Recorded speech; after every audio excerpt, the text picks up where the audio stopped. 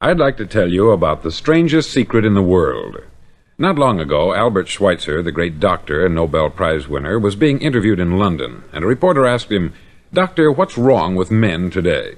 The great doctor was silent a moment, and then he said, "Men simply don't think." And it's about this that I want to talk with you. We live today in a golden age. This is an era that man has looked forward, dreamed of, and worked toward for thousands of years. But since it's here, we pretty well take it for granted. We in America are particularly fortunate to live in the richest land that ever existed on the face of the earth, a land of abundant opportunity for everyone. But do you know what happens? Let's take 100 men who start even at the age of 25. Do you have any idea what will happen to those men by the time they're 65? These 100 men who all start even at the age of 25 believe they're going to be successful. If you asked any one of these men if he wanted to be a success, he'd tell you that he did. And you'd notice that he was eager toward life, that there was a certain sparkle to his eye, an erectness to his carriage, and life seemed like a pretty interesting adventure to him. But by the time they're 65, 1 will be rich, 4 will be financially independent, 5 will still be working, 54 will be broke. Now think a moment. Out of the 100, only 5 make the grade. Why do so many fail? What has happened to the sparkle that was there when they were 25? What's become of the dreams, the hopes, the plans? And why is there such a large disparity between what these men intended to do and what they actually accomplished? When we say about 5% achieve success, we have to define success. And here's the definition. Success is the progressive realization of a worthy ideal. If a man is working toward a predetermined goal and knows where he's going, that man is a success. If he's not doing that, he's a failure. Success is the progressive realization of a worthy ideal. Rollo May, the distinguished psychiatrist, wrote a wonderful book called Man's Search for Himself. And in this book he says, the opposite of courage in our society is not cowardice, it is conformity. And there you have the trouble today. It's conformity. People acting like everyone else, without knowing why, without knowing where they're going. Now think of it. In America right now, there are over 14 million people 65 years of age and over, and about 13 million of these 14 million are broke. They're dependent on someone else for life's necessities. Now, we learn to read by the time we're 7. We learn to make a living by the time we're 25. Usually, by that time, we're not only making a living, we're supporting a family. And yet, by the time we're 65, we haven't learned how to become financially independent in the richest land that has ever been known. Why? We conform. And the trouble is that we're acting like the wrong percentage group, the 95% who don't succeed. Now, why do these people conform? Well, they don't know, really. These people believe that their lives are shaped by circumstances, by things that happen to them, by exterior forces. They're outer-directed people. A survey was made one time that covered a lot of men, working men, and these men were asked this question. Why do you work? Why do you get up in the morning? 19 out of 20 had no idea. If you ask them, they'll say, everyone goes to work in the morning. And that's the reason they do it, because everyone else is doing it. Now let's get back to our definition of success. Who succeeds? The only man who succeeds is the man who is progressively realizing a worthy ideal. He's the man who says, I'm going to become this, and then begins to work toward that goal. I'll tell you who the successful people are. A success is the school teacher who's teaching school because that's what she wanted to do. The success is the woman who's a wife and mother because she wanted to become a wife and mother and is doing a good job of it. The success is the man who runs the corner gas station because that's what he wanted to do. The success is the successful salesman who wants to become a top-notch salesman and grow and build with his organization.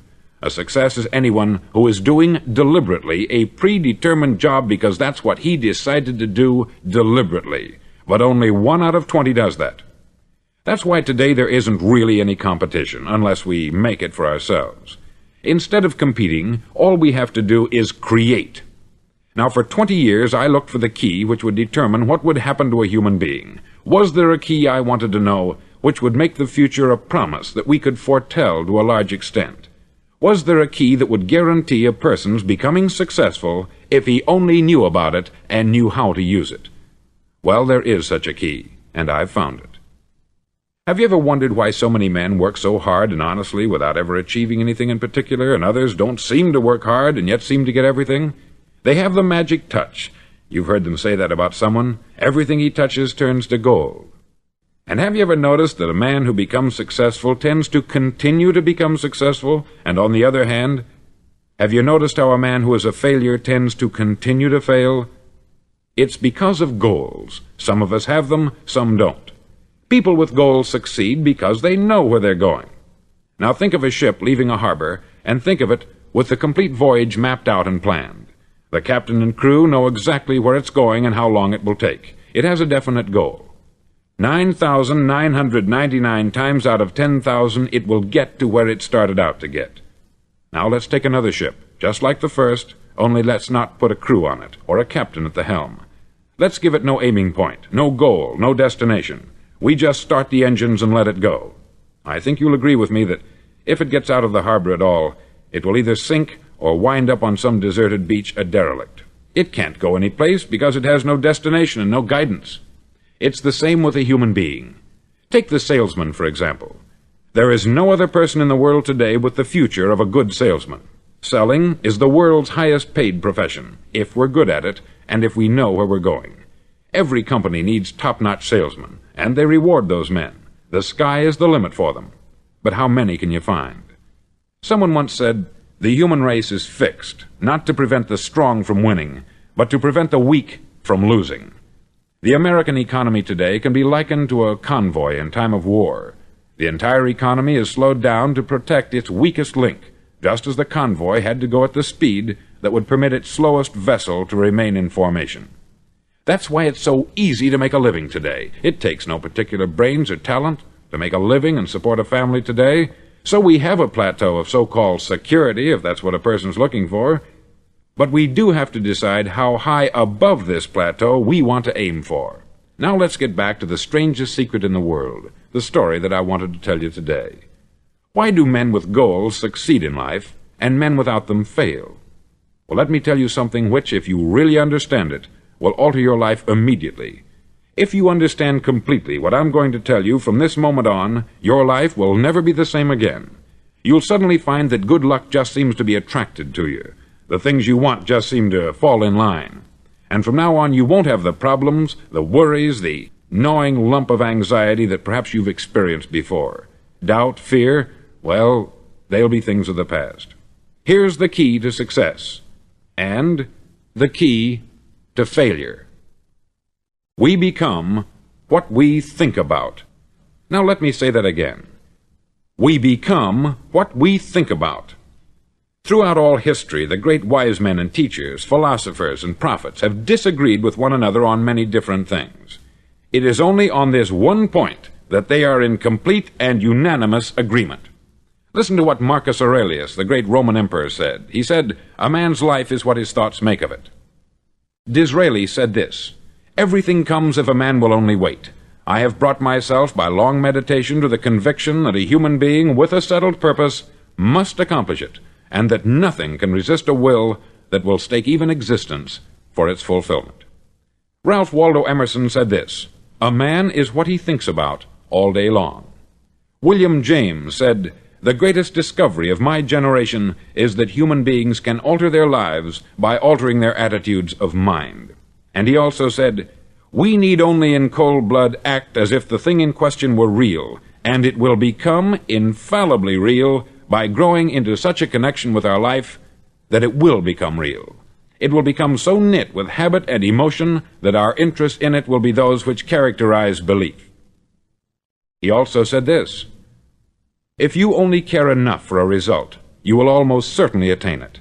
If you wish to be rich, you will be rich. If you wish to be learned, you will be learned. If you wish to be good, you will be good. Only you must then really wish these things, and wish them exclusively, and not wish at the same time 100 other incompatible things just as strongly." In the Bible you read, in Mark 9:23, "If thou canst believe, all things are possible to him that believeth." Dr. Norman Vincent Peale said this, "This is one of the greatest laws in the universe. Fervently do I wish I had discovered it as a very young man. It dawned upon me much later in life, and I've found it to be one of the greatest, if not my greatest discovery, outside of my relationship to God. And the great law, briefly and simply stated, is that if you think in negative terms, you'll get negative results. If you think in positive terms, you will achieve positive results. That is the simple fact which is at the basis of an astonishing law of prosperity and success. In 3 words, believe and succeed. William Shakespeare put it this way: "Our doubts are traitors, and make us lose the good we oft might win, by fearing to attempt." George Bernard Shaw said, "People are always blaming their circumstances for what they are. I don't believe in circumstances. The people who get on in this world are the people who get up and look for the circumstances they want, and if they can't find them, make them." Well, it's pretty apparent, isn't it? And every person who discovered this for a while believed that he was the first one to work it out. We become what we think about. Now, it stands to reason that a person who's thinking about a concrete and worthwhile goal is going to reach it, because that's what he's thinking about. And we become what we think about.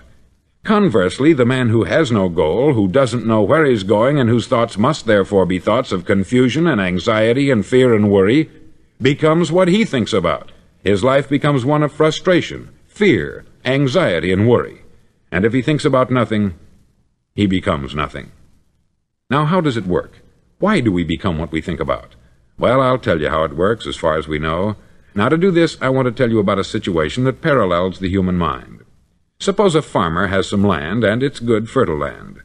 Now, the land gives the farmer a choice. He may plant in that land whatever he chooses. The land doesn't care. It's up to the farmer to make the decision. Now, remember, we're comparing the human mind with the land, because the mind, like the land, doesn't care what you plant in it. It will return what you plant, but it doesn't care what you plant. Now, let's say that the farmer has 2 seeds in his hand. One is a seed of corn, the other is nightshade, a deadly poison. He digs 2 little holes in the earth, and he plants both seeds, one corn, the other nightshade. He covers up the holes, waters, and takes care of the land, and what will happen? Invariably, the land will return what is planted. As it's written in the Bible, "As ye sow, so shall ye reap." Remember, the land doesn't care. It will return poison in just as wonderful abundance as it will corn. So up come the 2 plants, one corn, one poison. Now, the human mind is far more fertile, far more incredible and mysterious than the land, but it works the same way. It doesn't care what we plant. Success, failure. A concrete, worthwhile goal, or confusion, misunderstanding, fear, anxiety, and so on. But what we plant, it will return to us. You see, the human mind is the last great unexplored continent on the earth. It contains riches beyond our wildest dreams. It will return anything we want to plant.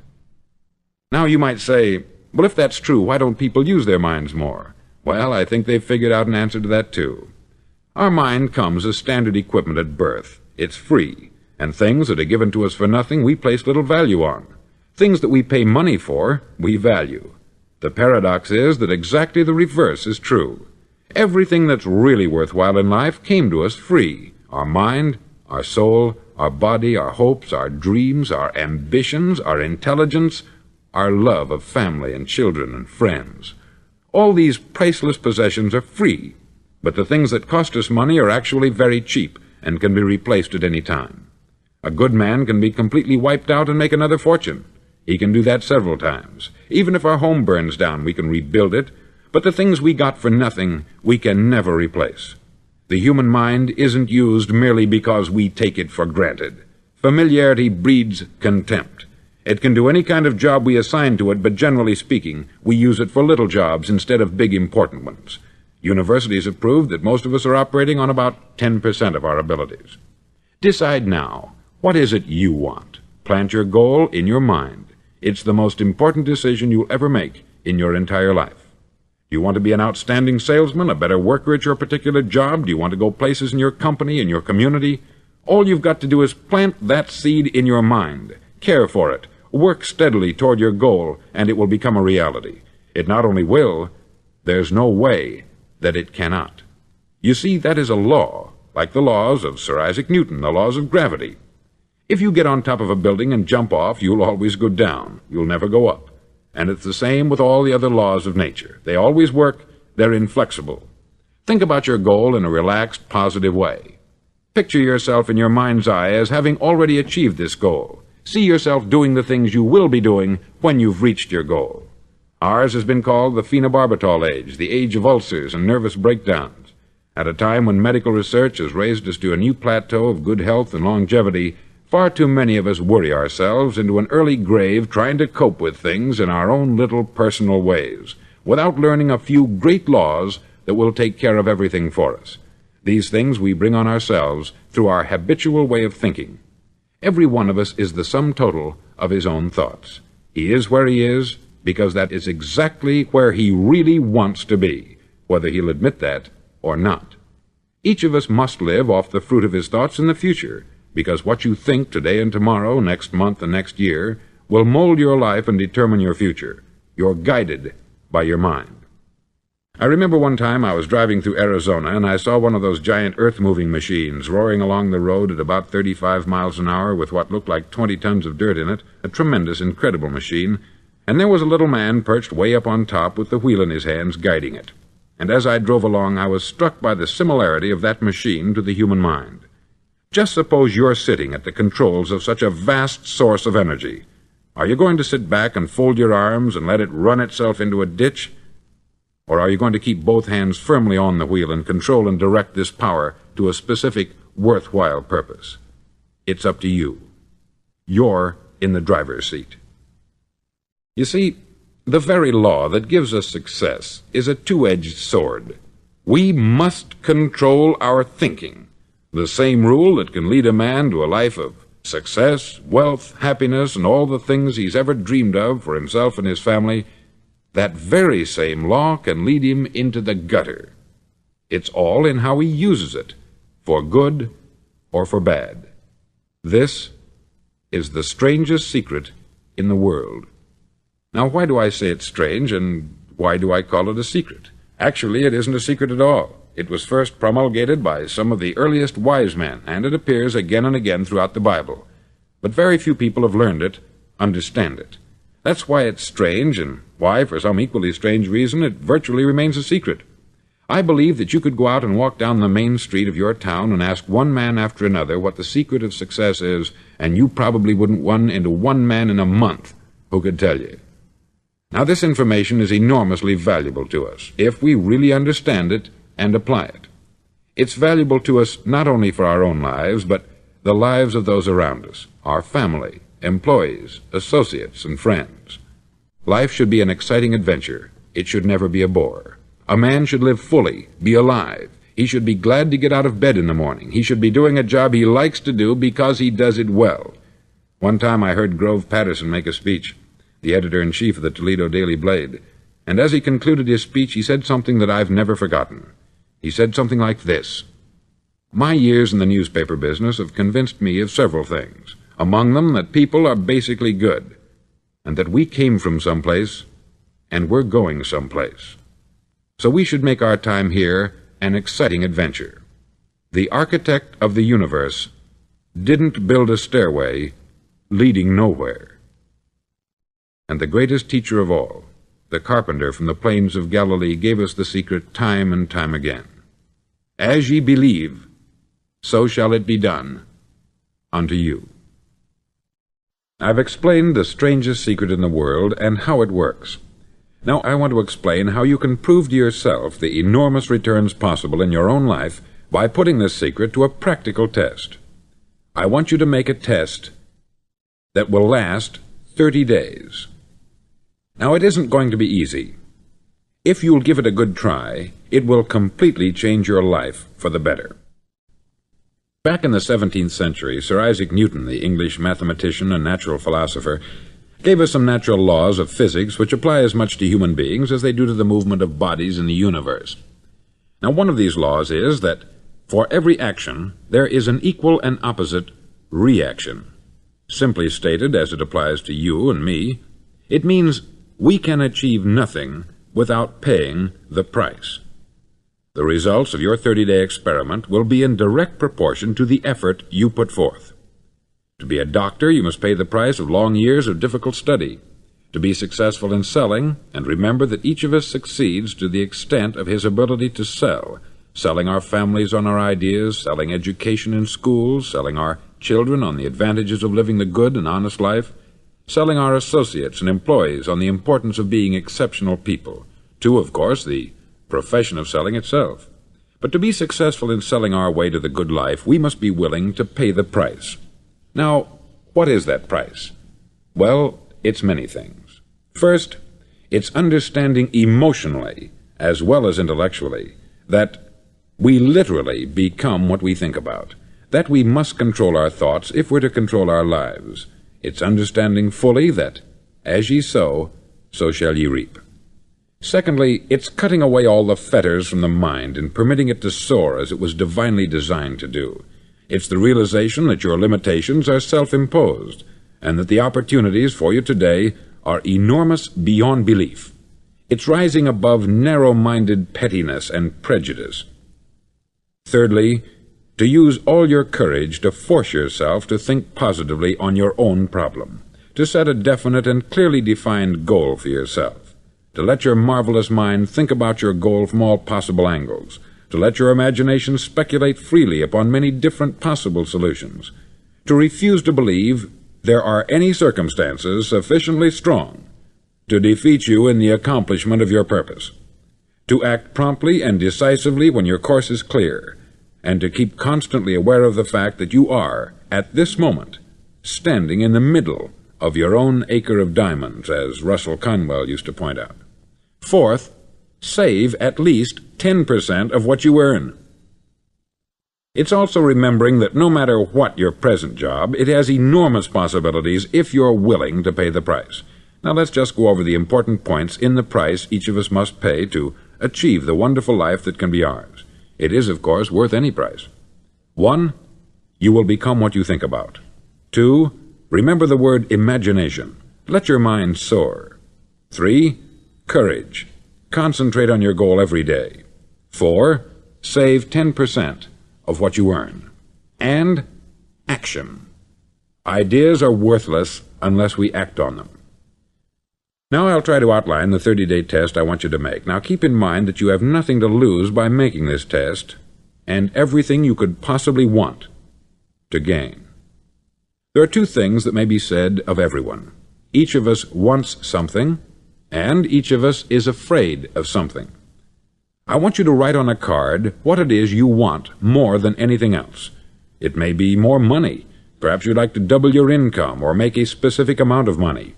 It may be a beautiful home. It may be success at your job. It may be a particular position in life. It could be a more harmonious family. Each of us wants something. Write down on your card specifically what it is that you want. Make sure it's a single goal and clearly defined. You needn't show it to anyone, but carry it with you so that you can look at it several times a day.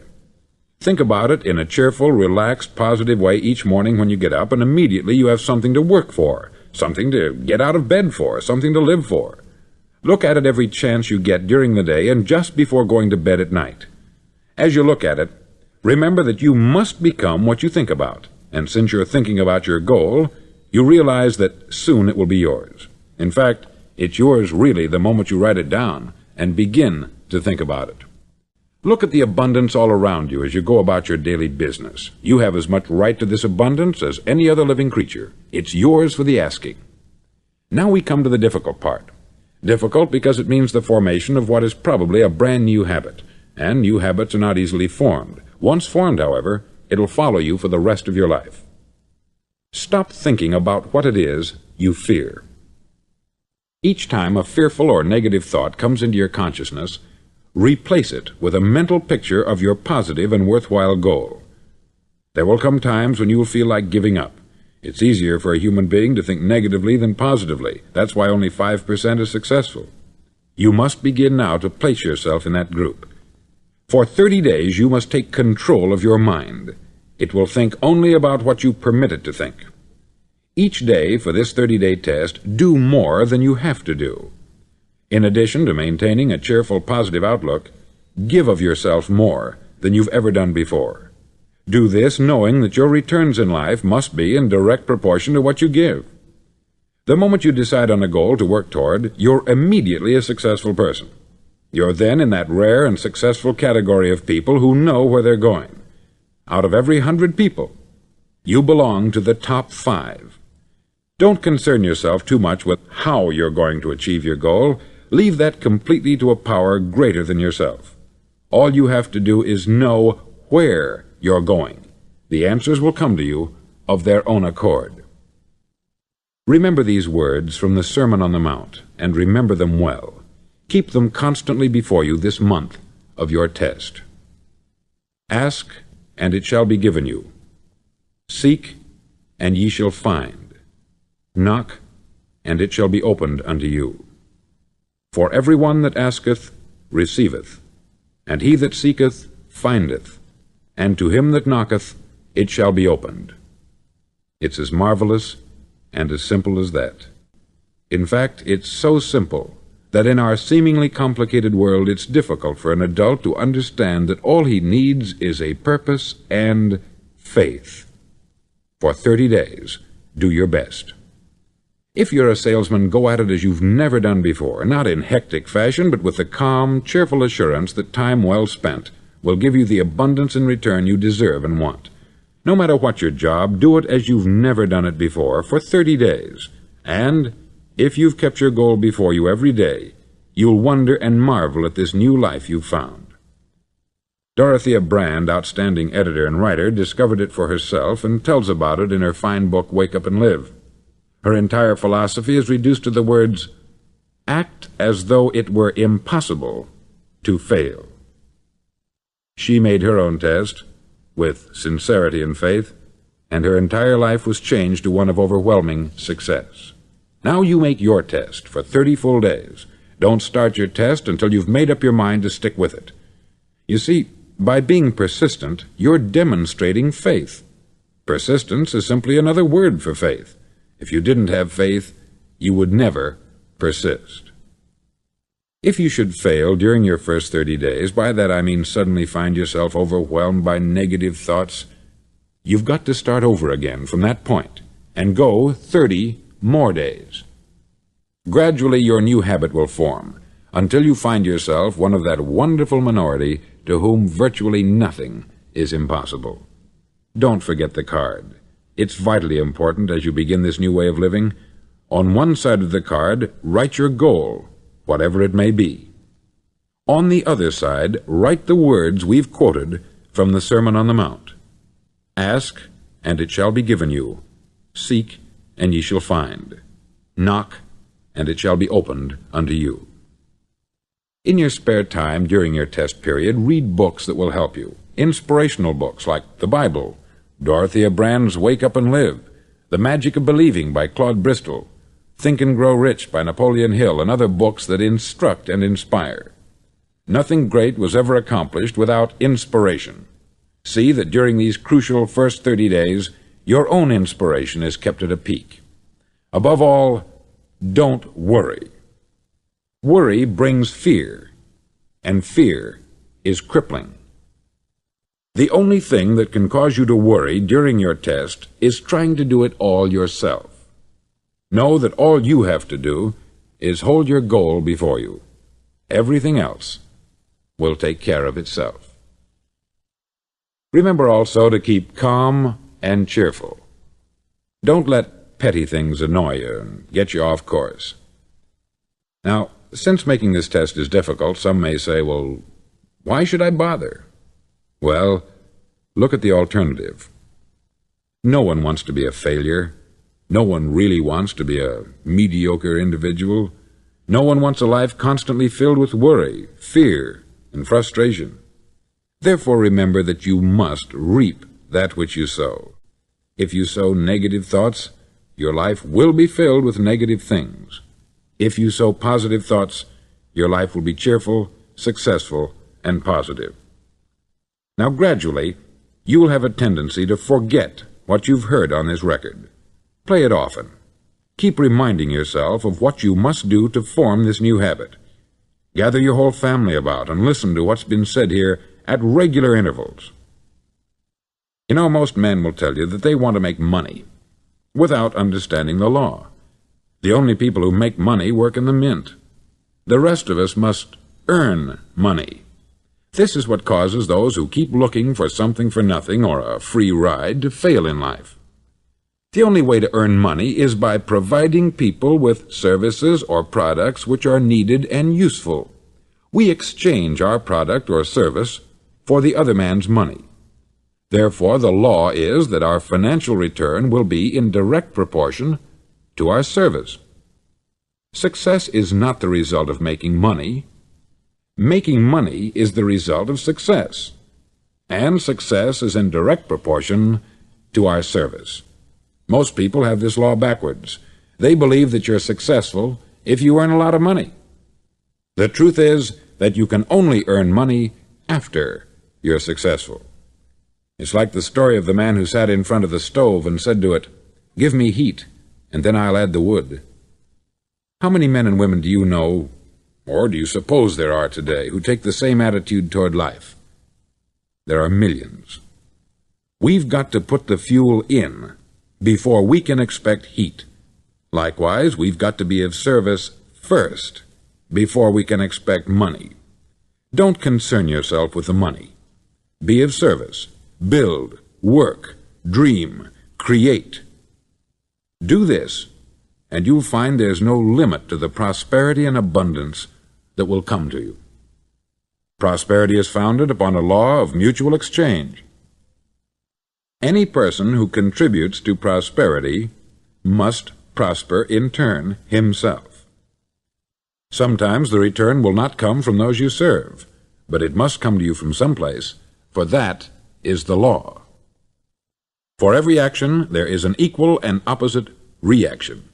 As you go daily through your 30-day test period, remember that your success will always be measured by the quality and quantity of service you render, and money is a yardstick for measuring this service. No man can get rich himself unless he enriches others. There are no exceptions to a law. You can drive down any street in America and from your car estimate the service that's being rendered by the people living on that street. Had you ever thought of this yardstick before? It's interesting. Some, like ministers and priests and other devoted people, measure their returns in the realm of the spiritual, but again, their returns are equal to their service. Once this law is fully understood, any thinking person can tell his own fortune. If he wants more, he must be of more service to those from whom he receives his return. If he wants less, he has only to reduce this service. This is the price you must pay for what you want.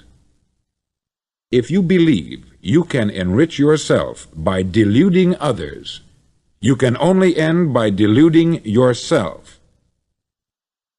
It may take some time, but just as surely as you breathe, you'll get back what you put out. Don't ever make the mistake of thinking you can avert this. It's impossible.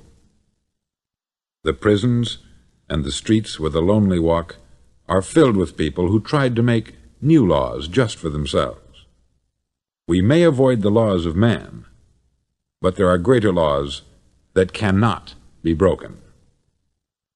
An outstanding medical doctor recently pointed out 6 steps that will help you realize success. 1. Set yourself a definite goal. 2. Quit running yourself down. 3.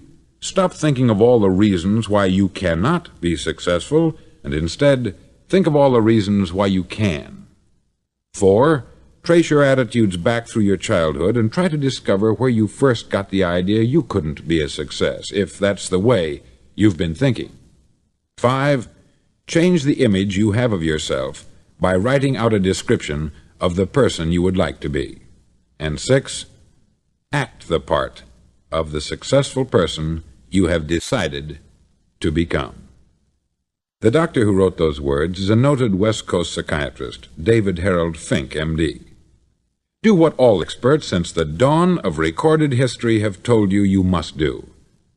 Pay the price by becoming the person you want to become. It's not nearly as difficult as living unsuccessfully.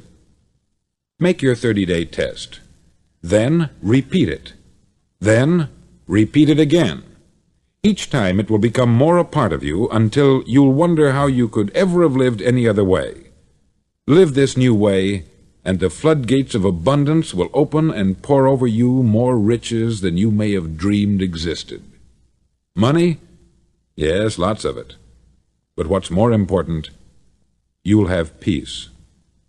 You'll be in that wonderful minority who lead calm, cheerful, successful lives. Start today. You have nothing to lose, but you have a life